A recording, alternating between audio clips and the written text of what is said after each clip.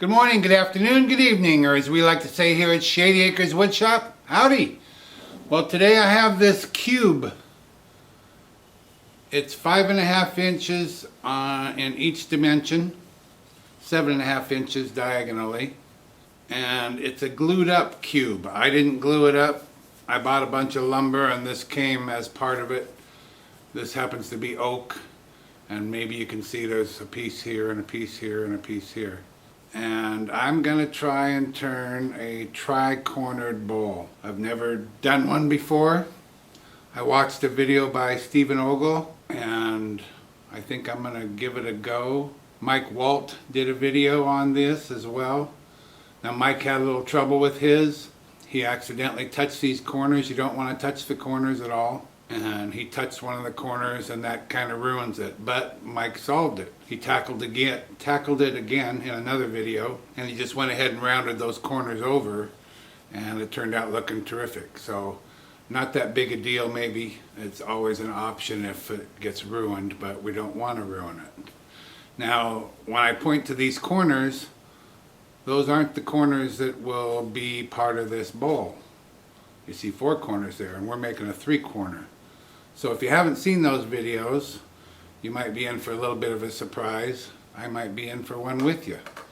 So let's see what we can do with this piece of wood. I'll take you over here to the lathe and show you how it gets mounted. Like I say, this is the first time I've ever done one of these, so I am definitely not an expert, so I'll be learning right along with you if you haven't done one either. But I have no center here. I've taken the little center point out of my live center, so all we have is a cup on each end. And I'm going to put this corner inside that cup and this corner inside this cup, just gently at first. And then I'm gonna, maybe you can see this one is not centered in the hole, so I'm moving it around a little bit to get it centered. I've marked my tool rest right here with a little black spot. Can you see that? I think you can see that. A little black ink there.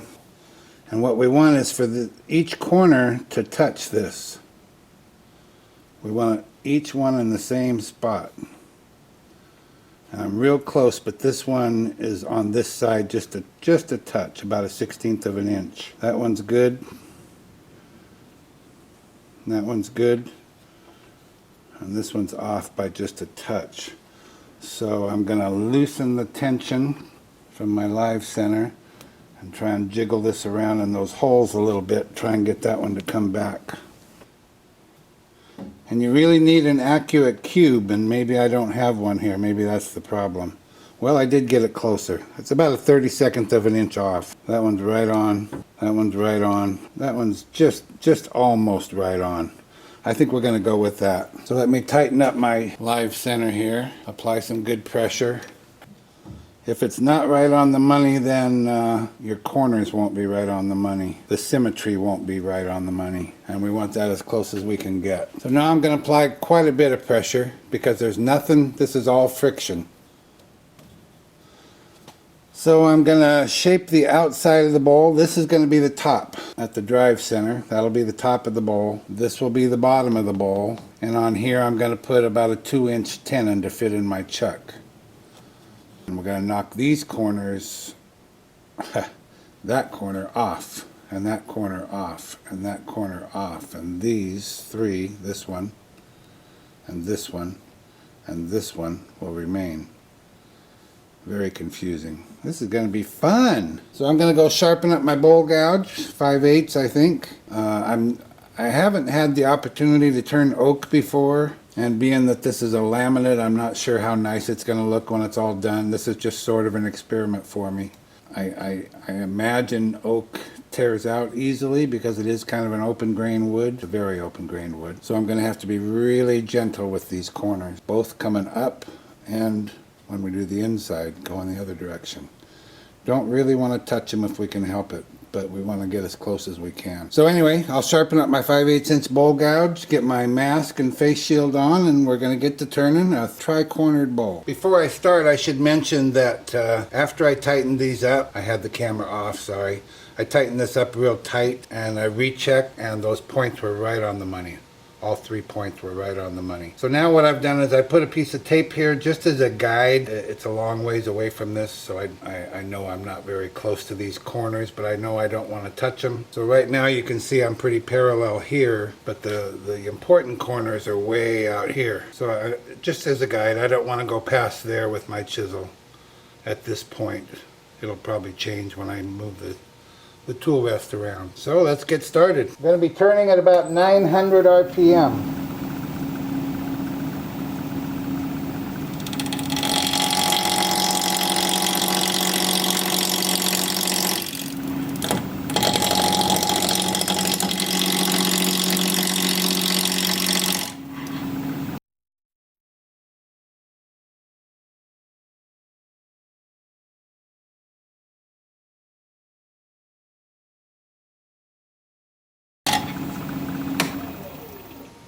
This will be the bottom, somewhere in that area anyway. Still got a ways to go.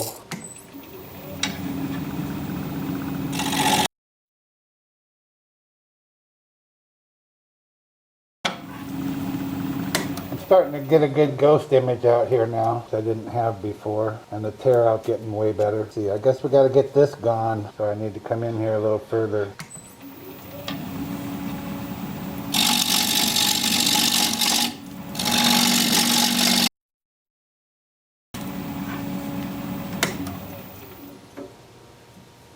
Lots of stopping and checking. You can see how close I'm getting to my corner. Still have these 3 flat.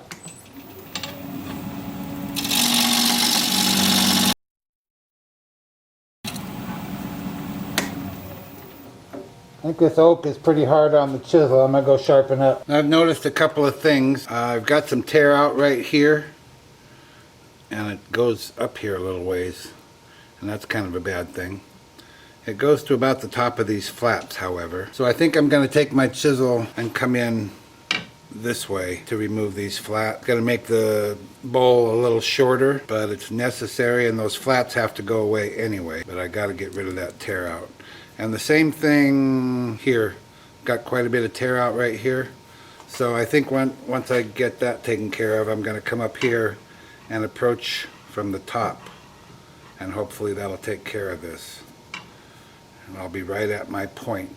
So let me get my mask and face shield back on, and I've sharpened up my gouge, and we'll give it a try. And I've speeded up to 1000 RPM in order to try and get a little cleaner cut.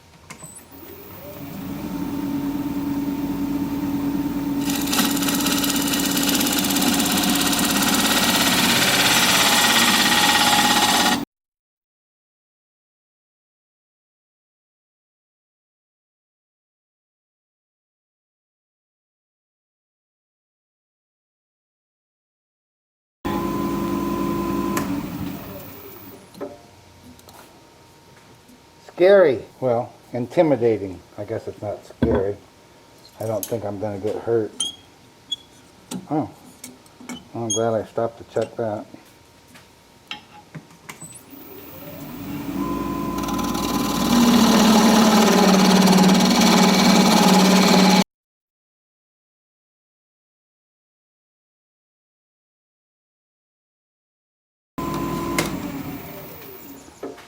I'm going to switch to a swept back gouge to create a little recess on the bottom here so it'll sit flat on the edges.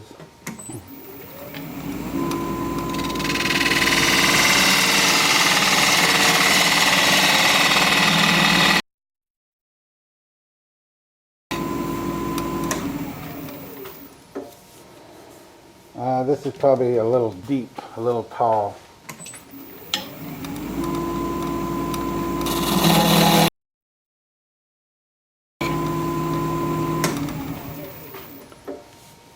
Okay, I think that's about as good as I can get it, and I think it's time for sanding. Oh joy, I don't know how we're going to handle that. We'll figure it out. Well, as I was cleaning up and thinking about how I was going to sand this, it's really no different than any other natural edge, maybe even easier. I'm going to start out sanding in reverse with my angle drill in reverse, and I'm just going to run back and forth here. Really no different. I'll have to keep it angled up like this so that when these points come around they don't hit here.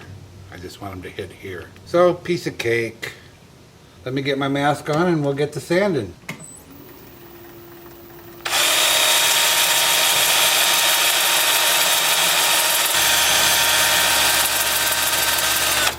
And I'll see you back here when it's time to put some finish on this.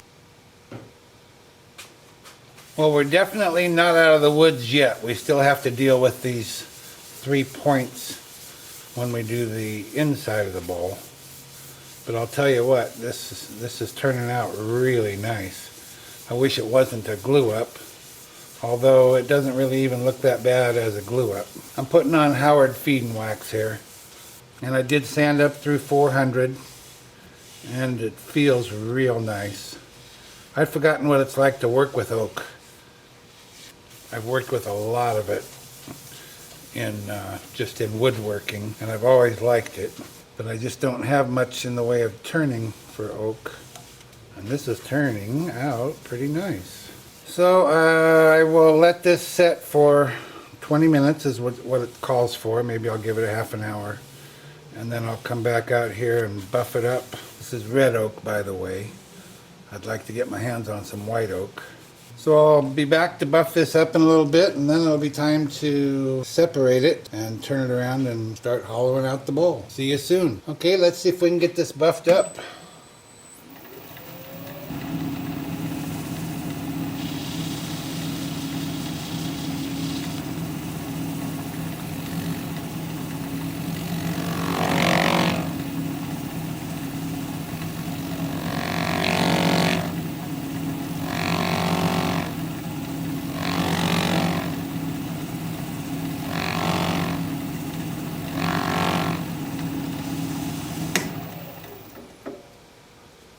We can. Nice. Now my concern is, you know, you always want to leave a reference point, a center hole in the bottom of the tenon for when you take it off. How am I going to do that? I do not know the answer. Well, let me get set up for separating this. So it's not in a chuck, and if I separate it totally, it's going to go flying, and that's no good. Maybe if I go in at a bit of an angle.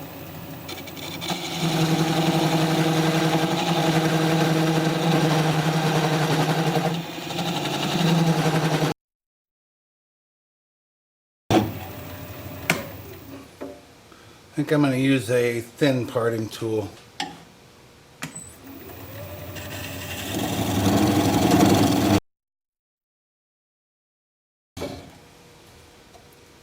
Well, I guess there's just not really much I can do here. I want to get a little bit smaller. I'm going to slow it down as well.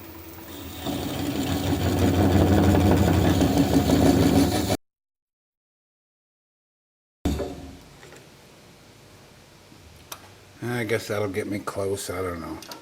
Dang it. Anybody got a secret? Tell me. Okay, I'm going to set it over here on the workbench and just chisel that off. I feel like I'm missing something. I should know how to do this, but I don't.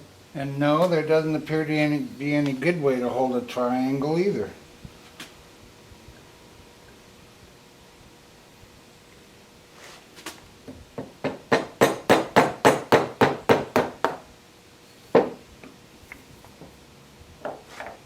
Well, I guess we'll just deal with it when we get there. Ready to go in the chuck.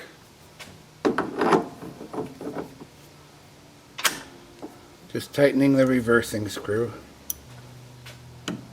Now I guess we still don't need the point of the live center. It's still just going to be that little cup. Let me show you what I mean. So this little cup right here is not going to have a point in it. It's just going to fit on just like it did in the other orientation.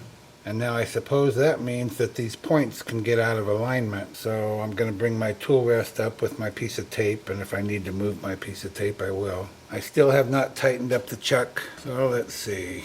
I want to get real close to this point over here, which you can't see. So I've got the points lined up with this piece of tape. Don't have much pressure from the tailstock yet. I'm applying a little bit more. Still have not tightened up the chuck. So now I'm just looking right here to make sure that these points all hit this tape in the same place.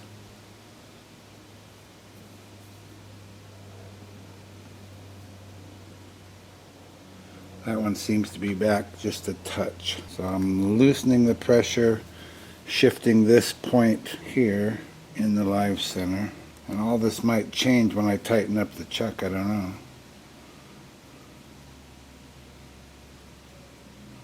Okay, I'm satisfied with that. A little more pressure from the live center, and then I'll tighten my chuck.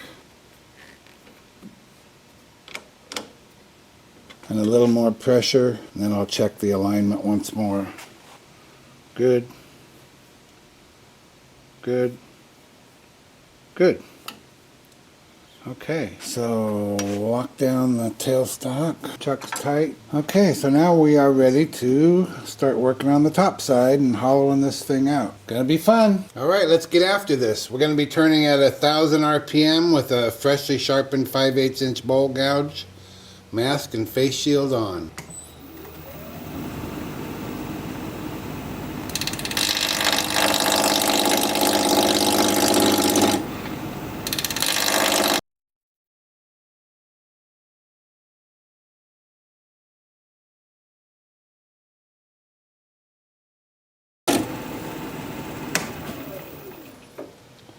Just want to check my progress and see if there's any tear out.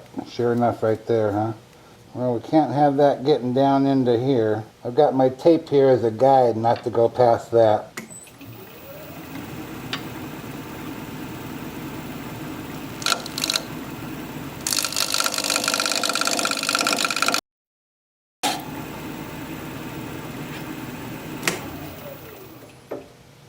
I need to see if I'm cleaning that up or making it worse. I think that cleaned it up a little bit here. I don't want them this thick. I'm just kind of practicing as I go to see what I have to do to clean that up.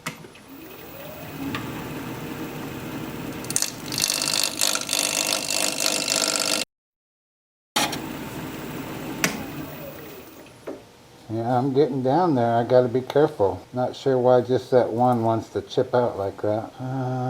Well, I am sharp. I don't know. I'll try a little more closed.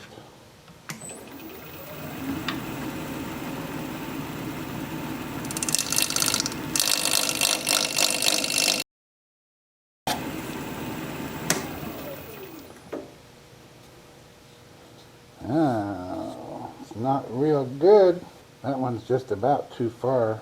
Yeah, it's picking it up that way. I'm gonna have to close it up even more. Even though I did just sharpen, I'm gonna go sharpen again because I'm getting pretty close to being non-recoverable there. Hold on, I'll be right back. I've adjusted my tool rest to provide a little more support just in case I'm vibrating there. Wish me luck. I'll pick up the speed a little bit as well. About 1150.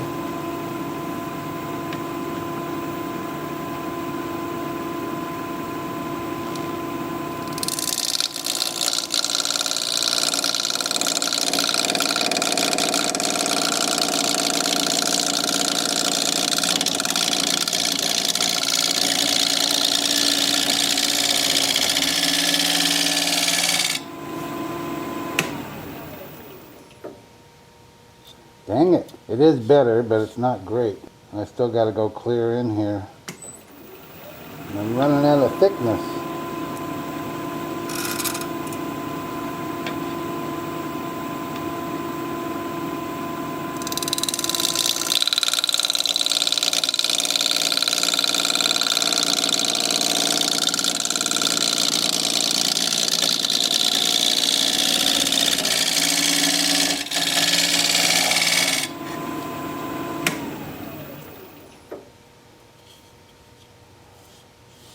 Yeah, all right, we're getting there.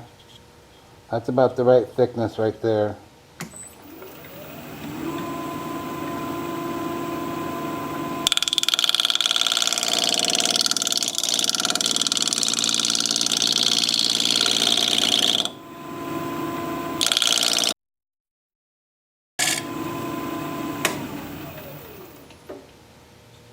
My tailstock's getting in the way. Well, that's pretty clean. There's a little tiny bit right here, but not much. And I still have to taper that down a little more. So the process is working, but I think I'm gonna have to get rid of my tailstock. And I don't know if spinning at 1200 RPM without tailstock support is a good idea. Doesn't sound like a good idea. Might be just the ticket though. I just can't get in there. What would you do? What? I can't hear you. I'm gonna switch to a swept back grind. I think that'll let me get in here a little further before I hit the tailstock. Yes it will. Not a lot further, but a little, maybe enough. I just have to get beyond this. Well, I have to taper this whole wing down as much as this is. And I think that might do the trick. I don't love swept back, but you gotta do what you gotta do.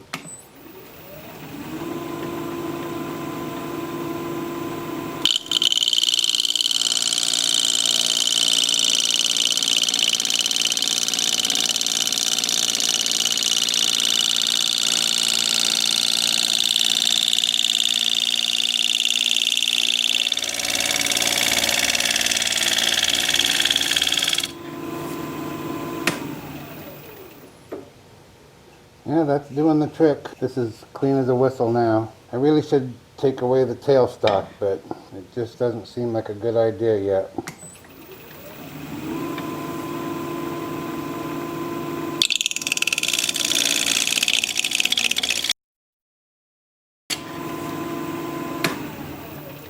I think I'm going to remove some more of this bulk. Back to the standard grind.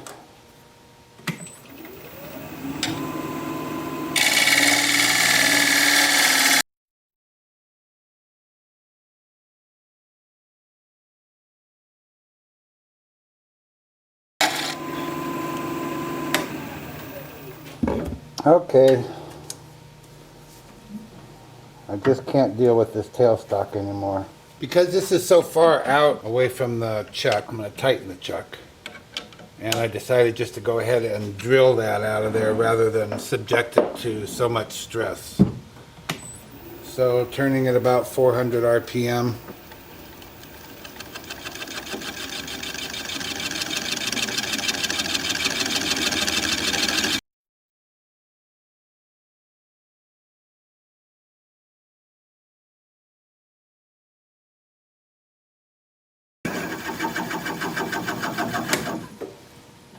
Guess I could just keep on going, but that's far enough.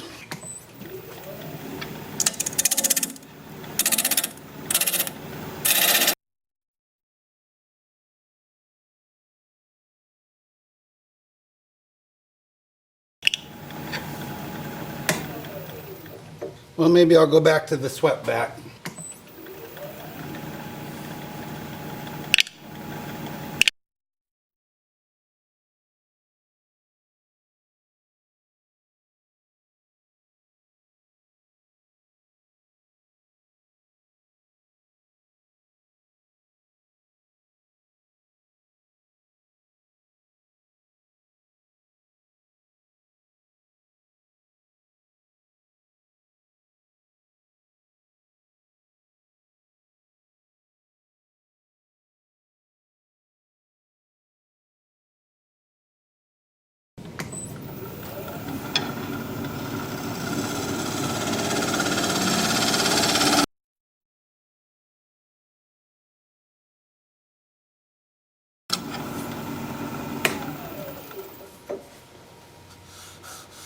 Okay, here we go. We're going to start at 80 grit and work up through 400 as I did on the outside.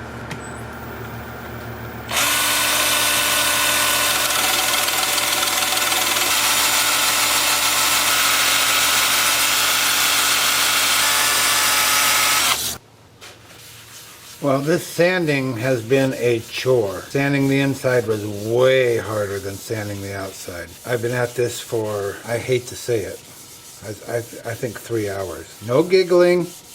Don't giggle at me. I've been at this for 3 hours. And part of the reason is I had to hand sand the edges and try and keep the corners sharp. So each grit, when I go through, I think it's 12 grits I go through. And I'm tired. And it's 6 o'clock and just about dinner time. I don't have to cook, that's a good thing. So I'm gonna let this sit overnight. We will turn it around, take off the tenon in the morning. But I am very happy with it. I think it looks really great. This black stuff, it's on the outside as well. I think it must have gotten, what do they call that? Oxidized from maybe contact with metal or something. I have no idea. Again, these are glue ups and I did not glue them up. I got them this way many years ago, like 40 years ago. And they've just been sitting up on the shelf here. And it turns out it's the ideal thing for this particular project. So I will finish this up, come back in a half an hour and buff it. And I'll bring you back tomorrow for tenon removal. Don't go anywhere. It's a new day. I'm all refreshed and ready to take the tenon off of this. I'm pretty excited to see what this looks like standing up, but we won't peek yet. I'm going to install a block of wood here that screws onto my woodworm screw. So we've got our block of wood, and then we'll put some non-slip material up here. And then the bowl. Now here's where I have a little bit of a problem, because remember I don't have a center hole anymore. So I'm going to have to mess around with this a little bit. I know that I'm real close, but I also know I'm not right on the money. And it needs to be pretty accurate because you don't want to take off part of the tenon. You want to take off all of the tenon. You don't want to leave a little residue behind. So I'm going to get my tool rest set up here. Apply just a little bit of pressure from the tailstock, from the ram. Hold my fingernail up here and see if it hits equally all the way around. You can hear that it's not, but on the other hand, it's very close. How about out here? Out here, it's real good. So I think we're going to be okay. There's no way I'm going to be able to get it perfect without a center reference hole. So I'm going to grab a 3/8 inch bowl gouge. Speed this up to about 500 RPM. Well, that's 600. And commence to removing this tenon.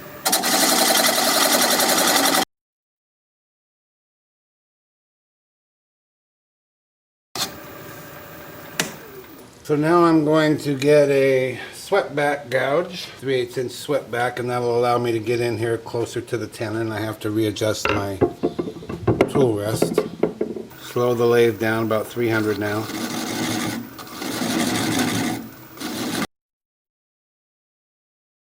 I'm going to take a little 1/4 inch spindle gouge and just cut a groove where that little 2-inch button meets the base.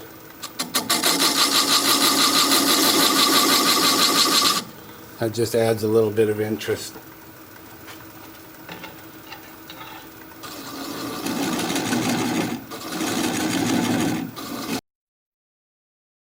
Okay, now I'm going to slow it down to about 200 RPM. And I'm just going to lay my chisel up here with the bevel against the bottom of the bowl, pressing fairly firmly towards the headstock. Right hand on the chisel, left hand on the switch, and when that little button, little nub stops turning, then we know we're through. There we go. Perfection. That's the way we like to see it.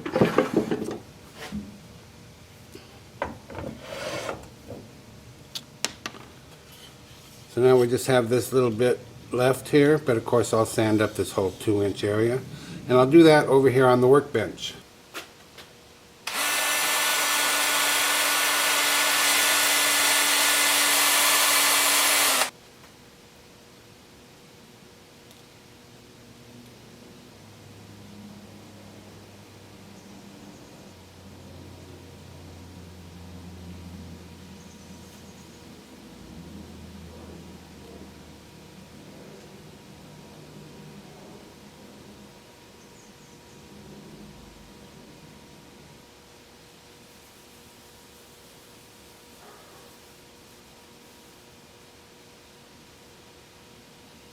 Here it is, done. One 3-point bowl, 3-sided bowl, 3-corner bowl, tri-corner bowl, call it what you will. I can't tell you how pleased I am with this. I think it turned out really well. It was a bit of a challenge, but there's not a tool mark on here. There's no torn grain. It's just beautiful. Good job, Phil. I don't think the fact that it's a glue up even hurts it. That's not the first thing you see. You see those 3 points first. I'm definitely going to make another one. It was a lot of work, especially like I said, the sanding with the hand sanding of the edges and the points and like that. But it just turned out great. So, there you go. I'm happy with it. If you like this video, thumbs up please. I'd sure appreciate it. If you're a subscriber, thank you very kindly. I appreciate that. Your comments are always welcome, and I respond to all of them. If you're not a subscriber, you might consider becoming one. I put out regular videos, about one a week, and I'd like to keep in touch. So for now, this is Phil, Shady Acres Woodshop, signing off.